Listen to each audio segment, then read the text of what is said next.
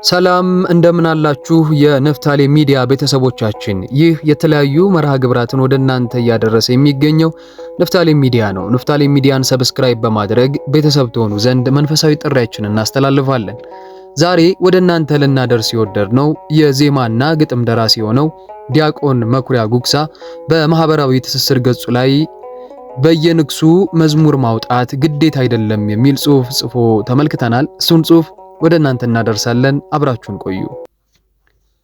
በርዕሱ ስር ሳይሆን በጸጋው ስር ሆኜ እኔ ራሴ በቀጥታ በመሳተፍበት የኢትዮጵያ ኦርቶዶክስ ተዋሕዶ ቤተክርስቲያን የዘማሪያን አገልግሎት ውስጥ ቢታረም ቢረጋጋ ባይንዛዛ ብዬ ያሰብኩትን ልክ አይደለም ያልኩትን በአጭሩ መልእክቴን ልተወደድኩ። በየንግሱና በየበዓሉ መዝሙር ማውጣት ግዴታ ነው ያለን አካል አለ ወይ? በልደትም በጥምቀትም በትንሣኤም በሚካኤልም በገብርኤልም በአቡየም ወዘተ በዓላት ላይ መዝሙር ካላወጣችሁ ዘማሪ አይደላችሁም የሚለን አካልና ቡድን አለ ወይ? ይህንን የምልበት ሺህ መዝሙር በየቀኑ ቢወጣና ብንሰማ ጠልቼ አይደለም። ነገር ግን እንደ አንድ ቤተክርስቲያን እንደወለደችው ገጣሚ የሚወጡ የመዝሙር ሥራዎችን በየቀኑ ስለምገመግምና ከሊቃውንት ጋርም ስለምወያይ ጭምር ነው። በእኔ አረዳድ በአብዛኛው በችኮላ በለብ ስለሚሰራ የዘማሪውን የጸሎት የትጋትም ዝግጁነትን ትተን የግጥም የዜማና የመሳሪያ ቅንብሩን ብቻ ብንገመግመው ገበያ ተኮር እንጂ ቁርባና አቤል ሆኖ አላገኘሁትም። መዝሙር እኮ ሰማይ ድረስ የሚከተለን ከመላእክት ጋር ተቀላቅለን የምንኖርበት የዘላለም ስራችን ነው።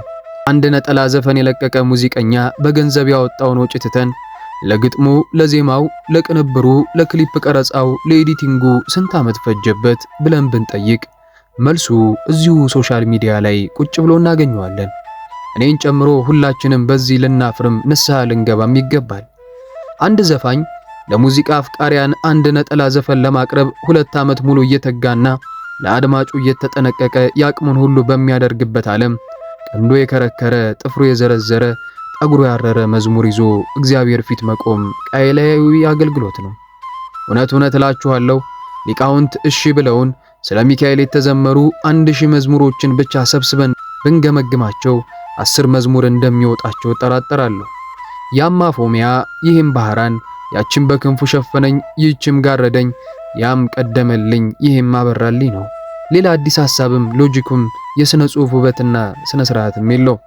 ሁሉም ሰው በአንድ ቀን እንዴት በአንድ ነገር ላይ ግር ይላል? ዘፋኝ እንኳን ይጠባበቃል። ባጭሩ አዲስ ሐሳብ ይዛችሁ ካልመጣችሁ ቀድሞ የተዘመሩትን እየዘመርን ብንቆይ ምንድነው ችግሩ? ቅዱስ ሚካኤል አዲስ መዝሙር ካልዘመራችሁልኝ አልጠብቃችሁም አለ እንዴ? የቤተ ክርስቲያን የአስተዳደር ሰዎች በዝውውር በሹመትና ሽረት አገልግሎት ተጠምደው አያዩንም እያልን ባንንዘባዘብ ጥሩ ነው።